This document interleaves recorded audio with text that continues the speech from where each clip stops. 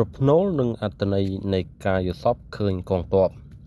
បាទសូមអនុញ្ញាតគ្រប់ជំរាបសួរពុកម៉ែបងប្អូនជាទីស្រឡាញ់និងជាទីគោរពរាប់អានវិលមកជួបជាមួយនឹងខ្ញុំជាថ្មីនៅនាទីកាត់សុបិន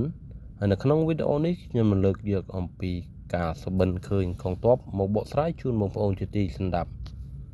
បាទកំណងខាតពេលយូរមកដឹងនឹងយល់អំពីអត្ថន័យនៃការយល់សប្តិនោះជាមួយនឹងខ្ញុំបាទដូចទៅយល់សប្តិឃើញកងទ័ពតាមប្រផ្នូលអ្នកនឹងត្រូវឆ្លងកាត់ឧបសគ្គយល់សប្តិឃើញកងទ័ពកំពុងតែធ្វើដំណើរទំនេរថាអ្នកនឹងត្រូវចេញដំណើរទៅឆ្ងាយទើបបំណងរបស់អ្នកបានសម្រេចយល់សប្តិឃើញកងទ័ពកំពុងតម្រៀបជាជួរត្រៀមប្រយុទ្ធទំនេរថាមនុស្សដែលអ្នកកំពុងទៅទុកចិត្តហើយនឹងប្រគល់ឲ្យកាន់ការងារនោះកំពុងរកឱកាសកេងបន្លំមកលើអ្នកយល់សប្តិឃើញកងទ័ពច្បាំងឈ្នះគេទំនេរថាអ្នកនឹងទទួលបានការព្រួយបារម្ភ